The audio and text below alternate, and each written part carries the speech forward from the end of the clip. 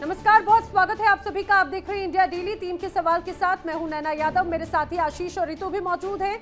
और चलिए आज का मुद्दा आपके सामने सबसे पहले रख देते हैं। पश्चिम बंगाल की राजनीति अब सुप्रीम कोर्ट के भीतर संवैधानिक बहस में बदल चुकी है। वोटर लिस्ट रिवीजन यानी कि एसआईआर विवाद को लेकर के सुनवाई के दौरान मुख्यमंत्री ममता बनर्जी खुद कोर्ट में मौजूद रही। उन्होंने न्याय प्रक्रिया पर चिंता जाहिर की। साथ ही ममता ने कहा कि उन्होंने कई दफा चुनाव आयोग को पत्र भी लिखा, अपनी आप बीती बताई और साथ ही साथ मामले को दर्ज भी करवाया, लेकिन समाधान नहीं मिला। और इस पर मुख्य न्यायाधीश यानी सीजेआई ने हस्तक्षेप करते हुए कहा कि राज्य सरकार ने विधिवत याचिका दायर की है और देश के शीर्ष वकील उसकी ओर से दलील रख रहे हैं। साथ ही कोर्ट ने दोहराया कि सुनवाई का उद्देश्य यह सुनिश्चित करना है कि किसी भी वैध मतदाता का नाम सूची से बाहर ना हो। और इस मामले में सुनवाई फिलहाल समाप्त हो गई है और अगली सुनवाई की तारीख मुकर्रर की गई है, जिसमें सोमवार को अब अगली सुनवाई होगी। लेकिन आज का दिन इस पूरी कार्रवाई के दौरान बड़ा दिलचस्प, बेहद खास रहा था। तर्क और ये कहा जाए अपने अपने पक्ष तो थे, लेकिन ममता बनर्जी एक अलग अंदाज में नजर आ रही थी। ममता बनर्जी ने आज सुप्रीम कोर्ट में कहा, आरोप लगाया दरअसल कि अब ईआरओ की कोई भूमिका नहीं रह गई है और बीजेपी पर निशाना साधा। उन्होंने बीजेपी शासित राज्यों से माइक्रो ऑब्जर्वर नाम हटाने के लिए एक तरह से लगाए गए हैं। उन्होंने ये दावा किया है कि पहले चरण में 58 लाख नाम हटाए गए थे मतदाता सूची से और बड़ी संख्या में लोगों को मृत घोषित कर दिया गया। साथ ही चुनाव आयोग को व्हाट्सएप आयोग भी ममता बनर्जी ने कहा। अब मुख्य न्यायाधीश की बेंच के सामने मुख्यमंत्री ममता बनर्जी अपना रुख रख रही थी, लेकिन इस दौरान उन काफी अग्रेसिव नजर आ रही थी। कड़ा रुख अपनाते हुए उन्होंने आरोप भी लगाए कि वोटर लिस्ट रिवीजन यानी कि एसआईआर के जरिए सिर्फ पश्चिम बंगाल को टारगेट किया जा रहा है। उन्होंने सवाल पूछे कि असम और अन्य उत्तरी राज्यों में जहां पर चुनाव होने वाले हैं, वहां पर इस तरह की प्रक्रिया आखिर क्यों नहीं अपनाई गई है। और इसी को लेकर एक बड़ी तस्वीर आज देखने को मिली कोर्ट में भी। और ये कहा जाए कि बाकायदा इलेक्शन कमीशन को भी ये कहा जाए कि नोटिस भेजा गया है। अब जब अगली सुनवाई होगी तो सभी के पक्ष इस दौरान देखे जाएंगे, लेकिन कई बड़े सवाल हैं। क्या इस पर राजनीति हो रही है? हालांकि अब तो पूरा मामला कोर्ट में पहुंच चुका है। अब बड़े सवाल, ममता की चुनाव आयोग के खिलाफ लड़ाई में आखिर कितनी सच्चाई नजर आती है।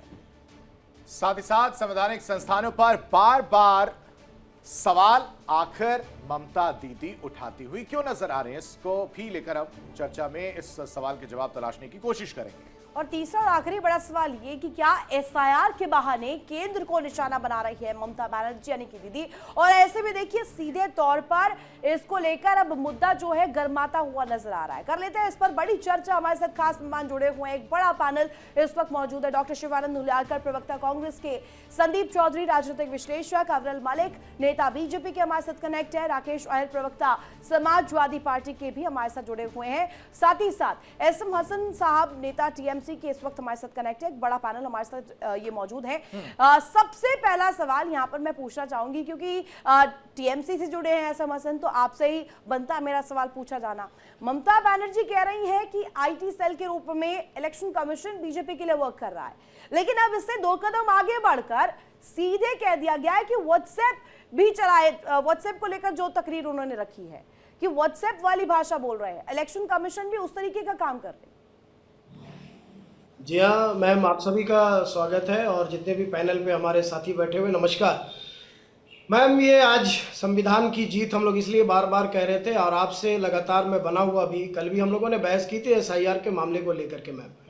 तो आज एसआईआर जहाँ तक सुप्रीम कोर्ट में पहुंचा है और सुप्रीम कोर्ट में आज दूध का दूध पानी का पानी नजर इसलिए आया है कि बहुत सारे लीडर, बहुत सारे चीफ मिनिस्टर, ये पहली बार इतिहास में शायद हुआ होगा कि हमारी नेत्री Mamata Banerjee as a chief minister जो सुप्रीम कोर्ट के सामने खड़ी हुई एज ए लॉयर। और ये इतिहास में एक सुनहरे पन्ने से इसलिए लिखा जा रहा है कि हम लोग बार बार कह रहे थे कि कोई किताबी लड़ाई या राजनीतिक हम लोग नहीं कर रहे।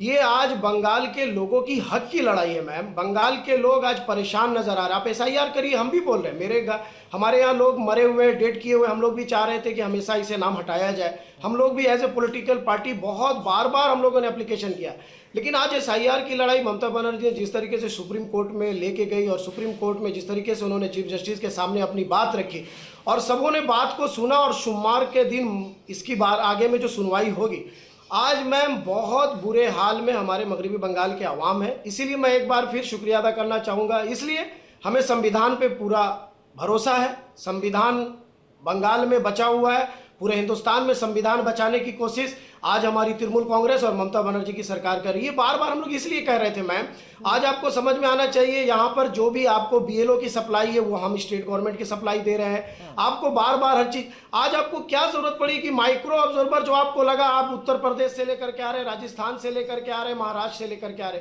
क्या यहाँ पर हम आपको नहीं देने पा रहे? लेकिन ये साजिश बार बार हम लोग कह रहे थे। आज सुप्रीम कोर्ट ने भी इस बात को कहीं ना कहीं माना है, इसीलिए सभी को नोटिस दिया गया है और सोमवार के दिन उनको बुलाने का नोटिस मिलेगा। तो इसीलिए मैं बहुत बहुत शुक्रिया अदा करना चाहूंगा सुप्रीम कोर्ट का, और हमारा भरोसा है कि आज हिंदुस्तान में अगर लोकतंत्र को बचाना है तो ममता बनर्जी लड़ रही है। अरे पर अभी स्पष्ट नहीं हो पा रहा है, स्पष्ट ये हो नहीं पा रहा है कि आप प्रक्रिया के अगेंस्ट है कि वहां पर जो लूप होल सामने आ रहे हैं उसके अगेंस्ट है, या सीधे सीधे केंद्र का विरोध करते करते इस मुहाने पर आ गए हैं कि अब सारी चीजों में आपको गड़बड़ी नजर आ रही है? ऐसा तो नहीं है रितु जी। जब एसआईआर घोषणा हुआ था तभी हम लोगों ने कहा था कि एसआईआर बहुत ही बड़ा चीज है, इसमें बहुत छोटे अंदाज से नहीं लेना होगा। 10.5 करोड़ यहाँ पर जनता है जो वोटर है। एसआईआर का जो मामला है इसे थोड़ा लॉन्ग टाइम में लेना चाहिए, अच्छे से करना चाहिए। तो ये पीरियड शायद इसलिए कि कहीं ना कहीं अप्रैल और मई में इलेक्शन हो।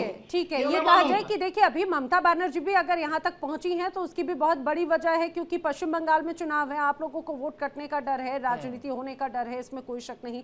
लेकिन मैं बाकी अन्य गेस्ट का रुख करूं उसके पहले संदीप जी, आप जरा राजनीतिक विश्लेषक के तौर पर इस पूरी परिस्थिति को समझाने की कोशिश कीजिए। कोर्ट की तरफ से अभी कोई बड़ा इंटरिम ऑर्डर नहीं आया है, हालांकि कोर्ट ने ये जरूर ये भी नहीं कहा है कि भाई एसआईआर की प्रक्रिया को रोका जाएगा या फिर जो अभी तक प्रोसेस चल रही है वो गलत है या उस पर पाबंदियां होनी चाहिए, और किसी को फटकार भी नहीं लगाई। हाँ, जवाब पेश करने के लिए जरूर ईसीआई को भी कहा है, इलेक्शन कमीशन भी अपना जवाब पेश करे और अगली सुनवाई में वो सारे तथ्यों को जरूर देखा जाएगा। लेकिन इस बीच जिस तरह से अभी यहाँ पर हमारे टीएमसी के जो साथी हैं वो बड़े गदगद नजर आ रहे हैं, वो बोले कि भाई सत्य की जीत हुई है। कई बड़ी बातें, कई बड़ी फटकार तो यहाँ पर भी लग जाती है, या क्योंकि माइक्रो ऑब्जर्वर की बात है तो बाकायदा हर पार्टी का बीएलओ या हर पार्टी का, ये कहा जाए बूथ लेवल का उनका जो एक पर्सन है वो भी उनके साथ में मौजूद होता है। तो भी क्या इस बीच इस तरह की तमाम त्रुटियों की जो बातें या शिकायत हैं उसकी संभावना नजर आती है क्या संदीप जी? सुप्रीम कोर्ट में है और अगली तारीख भी लग चुकी है। हकीकत यह है कि ममता बनर्जी को एक डर है, वो डर उन्हें सता रहा है। जैसे अभी हम सबने देखा था कि जैसे यूजीसी में बिल पेश हुआ और जो ब्राह्मण थे, राजपूत थे या स्वर्ण समाज के लोग थे वो फौरन डर गए थे, अभी उसका साइड इफेक्ट आया भी नहीं था। ठीक इसी तरीके से ममता बनर्जी को ये डर है कि कहीं ऐसा ना हो हमारे गलत वोट काट दिए जाए, तो उन्होंने सुप्रीम कोर्ट में यही पीआईएल फाइल की है कि जो सही लोग हैं उनको जिंदा लोगों को मृत न घोषित कर दे और उनके वोट ना काटे जाए। इस डर को लेकर के ममता बनर्जी सुप्रीम कोर्ट में है। अब देखना है एसआईआर की क्या प्रक्रिया आगे बढ़ती है या सुप्रीम कोर्ट से किस तरीके का जो डिसीजन है वो आता है। अभी तक मेरे ख्याल से चुनाव आयोग भी खुश है, ममता जी भी खुश है और सरकार भी खुश है, लेकिन कोर्ट का डंडा किस पर चलेगा किस पर नहीं चलेगा इसके लिए हमें थोड़ा सा इंतजार करना पड़ेगा। एक चीज और है जो इस दौरान हुई है, मैं उस पर आना चाह रहा हूं और आप ही से समझना चाह रहा हूं संदीप जी। इसमें ममता बनर्जी ने कहा है कि नाम जो मिसमैच है उस पर जो नोटिस दिया गया है वो वापस लिया जाए, इसको कैसे देखें हम? देखिए आशीष जी, बिल्कुल जिस तरीके से नोटिस दिया गया है तो कहीं ना कहीं ममता जी को दो मोर्चों पर लड़ना है। एक बंगाल में लड़ना है, एक कोर्ट के माध्यम से चुनाव आयोग के खिलाफ लड़ना है, सरकार के खिलाफ लड़ना है। ममता बनर्जी को यह डर है कि जैसे जो बिहार के अंदर हुआ, उनको ये लगता है कि चुनाव आयोग और एसआईआर की वजह से वहां पर नीतीश कुमार की सरकार बनी, बीजेपी मजबूत बनकर के उभरी, कि ऐसी चीजें बंगाल में पैदा ना हो और बंगाल में निष्पक्ष चुनाव हो जिस पर कोई उंगली ना उठा सके। लेकिन अभी हमें और आपको सबको देखना पड़ेगा कि चुनाव आयोग किस तरीके से अपनी सफाई पेश करेगा, चुनाव आयोग किस तरीके से निष्पक्ष चुनाव कराएगा। हालांकि पक्ष और विपक्ष की राजनीति हमारे देश में अवरल मलिक साहब, जहां तक टीएमसी इसको जो आज चीजें हुई है, जो दलीलें आज दी गई अवरल मलिक साहब, उसको एक जीत की तरह देख रही है। और वो इस जीत को इसलिए देख रही क्योंकि ममता बनर्जी दूसरी बार, अगर मैं गलत नहीं हूं तो करीब 30 साल का डिफरेंस है, और दूसरी बार एज अ एडवोकेट जो है वो कोर्ट में मौजूद थी और दलीलें शायद रखती हुई भी नजर आई हैं जो मुझे पता है। तो दूसरी बार वो नजर आई, और इससे पहले जब उन्होंने अपराध जो लोग थे उनको जमानत दिलाई थी, वो वहां पर जीतती हुई नजर आई थी। यहां पर भी वही स्थिति टीएमसी मानकर चल रही है। आप कैसे देख रहे हैं इसको?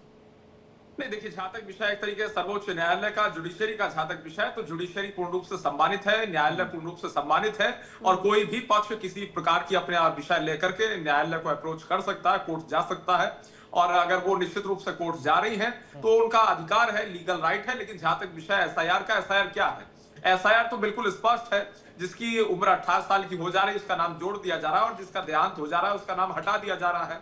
वोटर लिस्ट को अपडेट और अपग्रेड करने का काम किया जा रहा है। साथ ही साथ अगर बात कर जाए एसआईआर की, तो बिल्कुल स्पष्ट है, फर्जी वोटों को काटने का, जी, यही तो बात ममता बनर्जी कह रही है ना कि 58,20,000 से ज्यादा नाम काटे गए, 24 लाख से ज्यादा लोगों को एक तरह से मृत घोषित कर दिया गया। और जिन लोगों के नाम काटे गए, ठीक है, कई लोग हो सकते हैं कि विस्थापित हैं, कई लोग हो सकते हैं कि वो डबल हो या फेक हो, लेकिन बहुत छोटी छोटी सी त्रुटियां निकालकर बेसिकली उनके नाम काटे गए। यही तो बात यहाँ पर एमएस हसन भी कह रहे हैं, ममता बनर्जी भी कह रही है कि उनका जो कोर वोट बैंक है, आपने उनको कट ऑफ करने की कोशिश की है। नहीं, देखिए, हम भी इस चीज के खिलाफ है कि कोई रियल वोट नहीं कटना चाहिए, और अगर रियल वोट कटता है तो निश्चित रूप से वो फिजिकली वहां मौजूद है। लेकिन इसके बावजूद भी अवरल मलिक जी, इसके बावजूद भी ये मामले आ रहे हैं, और ये सच्चाई है कि ममता बनर्जी, चाहे बंगाल हो, कोलकाता की सड़कें हो या दिल्ली, अब तो ये पूरा मामला सुप्रीम कोर्ट के दरवाजे पर है। अब ये समझना होगा और इस बात को गंभीरता से आपको भी एड्रेस करना होगा। शिवानंद उलियालकर भी हमारे साथ कनेक्ट, और साथ ही साथ समाजवादी पार्टी के प्रवक्ता भी हमारे साथ जुड़े हुए हैं। शिवानंद जी, ये बताइएगा, जो ममता बनर्जी दलीलें रख रही हैं, चाहे आप आरोप कितने ही लगाइए, आप तर्क दीजिए, कोर्ट जाइए, क्योंकि कोर्ट का रास्ता खुला हुआ है, न्याय का रास्ता हर दफा रहता है, लेकिन सीधे सीधे एक इंडिपेंडेंट बॉडी को कभी आईटी सेल के रूप में कह देना, कभी व्हाट्सएप आयोग के तौर पर कह देना, ये कहां से जायज है? रितु जी और नैना जी और आशीष जी और पूरा पैनलिस्ट को नमस्कार। देखिए, जब से आदरणीय देश के प्रधानमंत्री नरेंद्र मोदी जी 2023 में इन्होंने चुनाव आयोग ज्ञानेश कुमार गुप्ता जी के उधर रूल चेंज करवाया, दूसरी बात सीजीआई चंद्रचूड़ को हटा के पूरा उसको स्वतंत्र दिया। हमने एसआईआर करने के लिए कोई डरने वाले नहीं, ममता हो या और तमिलनाडु हो या कांग्रेस पार्टी या अखिलेश यादव, आने वाले 27 में जो यूपी में भी बन रहे। देखिए, ये लोग क्या कर रहे हैं, नरेंद्र मोदी जी वोट चोर, गद्दी चोर, इन लोगों में संशय निर्माण किया। आप ही देखिए, हमेशा मेरे ख्याल से ये 50वां डिबेट रहेगा एसआईआर के ऊपर, रितु जी। और दूसरी बात, ममता बनर्जी ने देखिए, बीएलओ इतने बड़े मायने में मृत हुआ, उनको टेंशन आया, प्रेशर बीजेपी से 50वीं डिबेट है, और 50वीं बार आपने ये वोट चोर और गद्दी छोड़ वाला बयान भी कहा है, और ये 50वीं बार आपने उससे भी ज्यादा बोला। रट गया है मेरे चेहरे पर मुस्कान इसीलिए आए थे होलियारकर साहब कि आप यही बोलते, और सारे पैनलिस्ट भी इसी बात को लेकर हंस रहे हैं। मुद्दा बहुत गंभीर है, मैं चाहता हूं कि उसी गंभीरता के साथ अपने फैक्ट रखिए होलियारकर साहब। आशीष जी, कितने बार भी डिबेट ले, ये संविधान के बाहर तो नहीं है। एक आप संविधान की डायरी आप लेकर चलते हैं, एक राहुल गांधी लेकर चलते हैं, और उसके बाद से एक दोस्त की तरफ हाथ बढ़ाते हैं, कहते हैं माय फ्रेंड ट्रेटर। छोड़िए, वो दूसरा विषय है। अभी आप एसआईआर पर आए हमारे साथ। समाजवादी पार्टी का मैं रुख कर लेता हूं, राकेश साहब समय वेस्ट नहीं करते, आपके पास आते हैं। और जरा समाजवादी पार्टी का अगर रुख देखा जाए, मैं अभी जस्ट आ ही रहा था तो उस दौरान डिम्पल यादव जो है वो आप बोलती है कि इलेक्शन कमीशन को लेकर वो सवाल उठाते हुए नजर आती हैं। अगर इतनी तकलीफ थी तो सिर्फ ममता बनर्जी ही की इस लड़ाई में अकेली नजर आई और वो आगे बढ़ती हुई नजर आई। क्या वो मौका मिल गया है अखिलेश यादव को अब कि हाँ ठीक है, ममता बनर्जी के पीछे ही सही और इस मौके को भुना लेते हैं, और बंगाल में भी वो पहुंचे हुए थे? देखिए आशीष भाई, अगर आप एसआईआर की बात कर रहे हैं और आप माननीय अखिलेश यादव जी की बात कर रहे हैं, तो माननीय अखिलेश यादव जी ने अभी 2 दिन पहले उत्तर प्रदेश में प्रेस कॉन्फ्रेंस किया और उन्होंने तथ्य के साथ रखा। आप जानते होंगे कि बनारस में किस तरीके से भारतीय जनता पार्टी के पदाधिकारी फॉर्म संख्या 7 को प्रिंट करा के बीएलओ से जबरदस्ती साइन करा के लोगों का वोट काट रहे हैं। अंदर खाने तो आपका हो गया है ना, गठबंधन बन गया है, तभी तो ममता बनर्जी के नाम पर कसीदे पढ़ रहे थे अखिलेश यादव। कह रहे थे कि एकमात्र वही शख्स हैं, एकमात्र वही हैं जो काउंटर कर सकते हैं केंद्र सरकार को। Am I correct? अंदर अंदर बात हो गई है लग रहा है, तभी इतनी आप तारीफें कर रहे हैं। रितु जी, हम तथ्य रख रहे हैं, मुझे 1 मिनट दीजिए प्लीज। मैं सारे सवालों का जवाब दे रहा हूं। मैं कह रहा हूं कि ये बीएलओ ने बयान दिया, और बीएलओ ने कहा कि भारतीय जनता पार्टी के लोग ये फॉर्म पे जबरदस्ती साइन करा रहे हैं, फॉर्म संख्या 7 वोट काटवाने के लिए। और आप सुल्तानपुर का तथ्य देखिए, सुल्तानपुर में भी बीएलओ ने कहा कि बीजेपी के विधायक के लोगों ने ये फॉर्म छपाया लेकर आया और मुझसे जबरदस्ती करके साइन करा रहे हैं, जो मैं साइन नहीं करा। ये बीएलओ आरोप लगा रहा। अरे तो आपके लोगों को जिम्मेदारी तो सौंपी गई थी ना। ठीक है राकेश जी, मैं मान लेता हूं, लेकिन आपके लोगों को ही तो जिम्मेदारी सौंपी गई थी। आप ही के मुखिया ने कहा था कि भाई नजर बना के रखिए, कुछ भी हो सकता है, तब क्यों नहीं हो पाया ये चीज?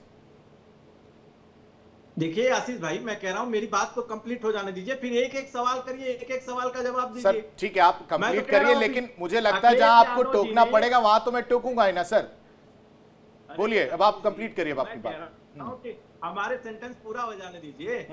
हम कह रहे हैं कि आपने सवाल बहुत अच्छा किया। माननीय अखिलेश यादव जी ने 2 दिन पहले चुनाव आयोग को 1000 से ज्यादा प्रतियां प्रमाण सहित भिजवाया है। चुनाव आयोग संज्ञान अभी तक नहीं लिया, 2 दिन हो गए, 2 दिन में अभी कोई कार्रवाई नहीं हुआ। सारे मसलों को लेकर इलेक्शन कमीशन को नोटिस जारी किया गया। अच्छा, एक बात मुझे बताइए, खासतौर से एसआईआर को लेकर अगर उत्तर प्रदेश की बात करें तो सबसे ज्यादा पूरे भारत में अगर कहीं पर अभी नाम कटे हैं तो उत्तर प्रदेश में है, लगभग 2 करोड़ से ज्यादा वोटर्स के।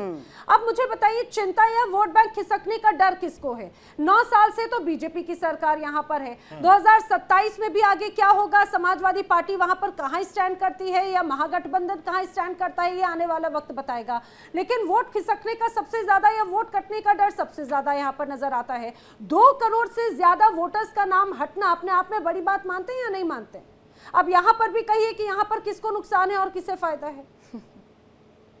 देखिए नैना जी, हमारा और समाजवादी पार्टी का मानना है कि हर नागरिक का वोट देने का अधिकार है और उस अधिकार को चुनाव आयोग सुनिश्चित करे और संरक्षित करे।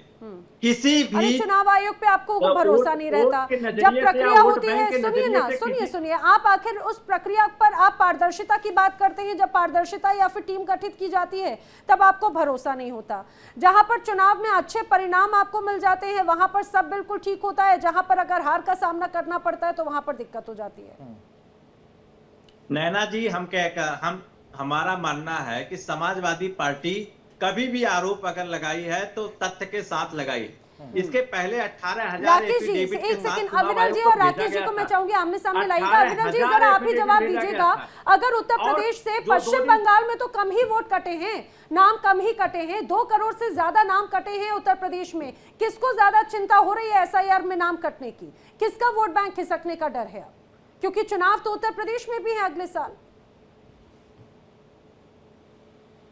अविरल जी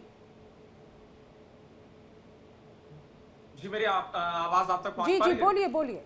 जी देखिए, जहां तक विषय एक तरीके से उत्तर प्रदेश का, और अगर अखिलेश जी की बात कर ली जाए, अखिलेश जी ने तो बिल्कुल स्पष्ट रूप से कहा था अपने सभी राष्ट्रीय स्तर के, प्रदेश स्तर के, जिला स्तर के सभी नेताओं को, पदाधिकारियों को, कार्यकर्ताओं को स्पष्ट निर्देश अखिलेश जी ने स्पष्ट दिया था कि उस जमीनी स्तर पे जाएं और वोट बनवाने का कार्य एक प्रकार से करें। अगर वो वोट बनवाने के कार्य की बात कर रहे हैं, देखिए राकेश जी बड़ी जेन्युइन बात कर रहा हूँ, एक कमियां, एक खामियां नहीं, मैं इस मुद्दे पे बहस नहीं कर रहा हूँ राकेश जी। जहां तक अखिलेश जी का विषय, अगर अखिलेश जी ने कहा कि वोट बनवाइए अपने नेताओं को, अपने कार्यकर्ताओं को, इसका स्पष्ट अर्थ है देखिए राकेश जी, इसका स्पष्ट अर्थ है कि अप्रत्यक्ष तौर पे समाजवादी पार्टी, अप्रत्यक्ष तौर पे सुनिए ना, पार्टी भी 1 मिनट राकेश जी, उत्तर प्रदेश में 2027 में चुनाव है और बंगाल में उससे पहले है। अब बंगाल जाइएगा तो कहता है कि बंगाल में चुनाव आने इसलिए परेशान हो रहे हैं, 27 में उत्तर प्रदेश में होना, उसमें भी आप कह रहे हैं कि इतनी जल्दी क्यों है? तो करे क्या? फिर आप लोगों से पूछ लेते हैं, आप लोग बता दीजिएगा, लिस्ट बनाकर दे दीजिएगा कब होना है। रितु जी, ये सवाल अगर आप मुझसे पूछिए तो मैं इसका जवाब दे रहा हूँ कि इलेक्शन कमीशन की मंशा और नियत दोनों भारतीय जनता पार्टी के जगह गिरवी रखी हुई है, वो निष्पक्ष है ही नहीं। सवाल इसलिए खड़ा हो रहा है, कौन नहीं देखा उत्तर प्रदेश में उपचुनाव में यही पिस्तौल तान के किस तरीके से पुलिस जो है वोटरों को रोक रहा था? कौन नहीं देखा उत्तर प्रदेश में 18,000 एफिडेविट? तो आपका कार्डर क्या कर रहा है? आपका कार्डर क्या कर रहा है? आपका पॉलिटिकल कार्डर क्या कर रहा है? एड्रेस क्यों नहीं कर रहा है? उसे एड्रेस क्यों नहीं कर रहा है? मुझे बताइए ना। आप कह रहे हैं कि 2027 में चुनाव होना है यूपी में, उससे पहले अगर यहां पर करवाया जा रहा है तो इतनी जल्दी क्यों कर रहे हैं? और बंगाल में अगर टाइम पे करा रहे हैं तो आप कह रहे हैं कि चुनाव की वजह से करा रहे हैं। मतलब चिट भी मेरी और पट भी मेरी। जवाब नहीं है आपके पास। बहुत शुक्रिया तमाम जो मेहमान हमारे साथ जुड़े और कीमती वक्त दिया, इस डिस्कशन में शामिल हुए। हालांकि देखिए ये जो मुद्दा है ये बेहद गंभीर मुद्दा है, जिसको लेकर के अब एसआईआर की पूरी प्रक्रिया पर ममता बनर्जी बड़े सवाल खड़े कर रही है। फिलहाल इस बुलेटिन में बस इतना ही।